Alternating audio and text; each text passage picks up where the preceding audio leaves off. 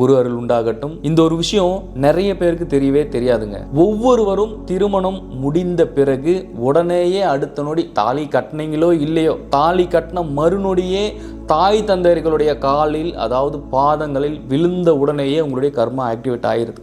ஏன்னா ஒவ்வொருத்தருமே எங்கிருந்து பிறந்து வந்திருக்கோம் அப்படின்னா தன்னுடைய தாய் தந்தையரனுடைய அணுக்களினாலும் இறைவனுடைய உயர் பெரும் கருணையினாலும் மற்றும் பல ஜென்மங்களாக செய்த வினைகளின் பயனாகவும் பலனாகவும் தான் இந்த பிறப்பெடுத்தே வந்திருக்குது. அப்படி ஒவ்வொருவரும் இப்பிறவி பயனையும் இப்பிறவி கடனையும் தீர்க்க இங்கே வந்துடும்போது இருவரும் கணவன் மனைவியாக இருவரும் ஒன்று சேர்ந்து கர்ம வினைகளையும் கழித்து தன்னுடைய குழந்தைகளையும் தன்னுடைய வாழ்க்கையும் வாழ்வியலையும் அடுத்தடுத்த கட்டத்திற்கு கொண்டு போகக்கூடிய ஒரு சூழ்நிலையில் தான் நாம் ஒவ்வொருவரும் இங்கே வாழ்க்கையை அமைத்து கொள்கிறோம். ஏன் நான் இதை இப்படி சொல்கிறேன்னா, இது தெரியாமல் என்ன பண்ணுறீங்கன்னா, தாலி கட்டின அடுத்த செகண்டே போயிட்டு நான் அம்மா அப்பா கிட்ட ஆசீர்வாதம் வாங்குகிறேன், நான் மாமனார் மாமியார் கையில் போய் ஆசீர்வாதம் வாங்குறேன் அப்படின்னு காலில் விழுந்த அடுத்த செகண்டே கர்மா ஆக்டிவேட் ஆயிடுது. தாய் தந்தை அப்படின்றது இருவருமே நீங்கள் வருவதற்கான ஒரு கருவி மட்டும்தான், நல்லா புரிஞ்சுக்குங்க. அப்படி அந்த கருவி மூலமா இங்கே வரும்பொழுது அவர்களுடைய பாதங்களில் எழுந்து கொள்ளும் போது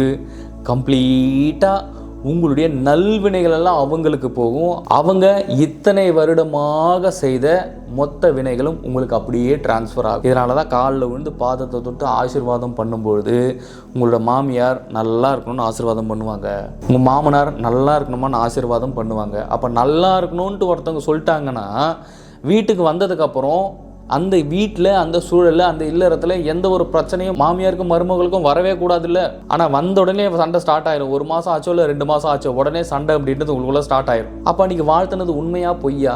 அப்போ இவங்க உண்மையாகவே நம்ம நல்லா இருக்கணும் அப்படின்னு தான் வாழ்த்துனாங்களா, இல்லை நம்ம நாசமாக போகணுன்னு வாழ்த்துனாங்களா? என்னுடைய ஹஸ்பண்ட் கிட்ட பேசினா அவங்களுக்கு பிடிக்க மாட்டேங்குது, நாங்கள் ஏதாச்சும் ஒரு கொஞ்சம் கொலாவனா அவங்களுக்கு பிடிக்க மாட்டேங்குது, இந்த மாதிரி உடனே மாமியார் எல்லாரும் கோச்சிக்காதீங்க.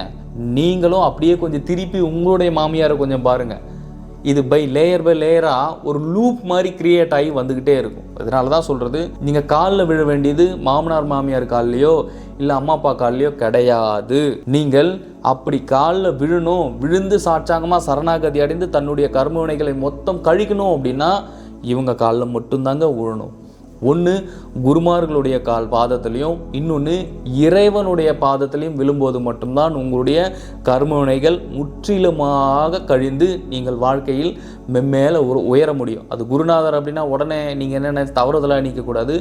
உங்களுடைய படிக்கும் காலத்தில் உங்களுடைய ஆசிரியர்களாக இருக்கட்டும், இல்லை உங்களுடைய ஒவ்வொரு வளர்ச்சிக்கும் ஒவ்வொரு செயல்களிலும் தாய் தந்தையரை தவிர, ஆனால் ஒவ்வொருவரும் எப்படி அவரவர்களுடைய தாய் தந்தையரினுடைய பாதங்களில் விழ வேண்டும் அப்படி என்றால் நின்று கொண்டே தலையை மட்டும் இப்படி சாய்த்து ஆசீர்வாதம் பெறுவதுதான் தாய் தந்தையர்களுடைய பூரண ஆசீர்வாதம் உங்களுக்கு கிடைக்கும். நீங்கள் மேரேஜ் பண்ணுறது ஒரு 24 இல்லை 30 அந்த ஏஜில் தான் பண்ணுவீங்க மேரேஜ். அப்போது நீங்கள் பிறந்ததுலேருந்து இது வரைக்கும் ஒரு பெரிய பெரிய கர்மாலாம் உங்களுடைய வாழ்க்கையில் நீங்கள் பண்ணியிருக்க மாட்டீங்க. அப்போ பண்ணாமல் இருக்கும்போது நீங்கள் போய் அவங்க காலில் விழுந்தீங்கன்னா உங்களுடைய நல்ல கர்மாலாம் அங்கே போயிடும்.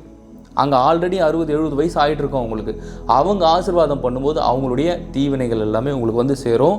ஸோ இந்த வீடியோவை பெரியவங்க பார்த்தாலும் சரி இல்லை சிறியவர்கள் பார்த்தாலும் சரி, இந்த ஒரு தகவலை தயவு செய்து உங்களுடைய வாழ்க்கையில் நீங்கள் செயல்படுத்த முயற்சியுங்கள்.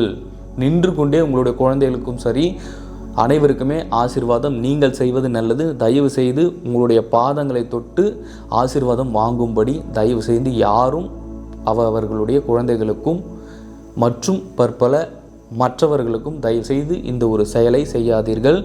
இறைவனுடைய பாதங்களிலும் குருமார்களுடைய பாதங்களிலும் மட்டுமே ஒருவர் விழுவது அவரவர்களுடைய கர்மவினை தீர்ப்பதற்கும் போக்குவதற்குமான ஒரு நல்ல வழி. நிச்சயமாக இந்த காணொளி உங்களுக்கு பயன்படும் என்று நான் நினைக்கிறேன். மீண்டும் அடுத்த வீடியோவில் சந்திக்கலாம். குரு கடாட்சம்.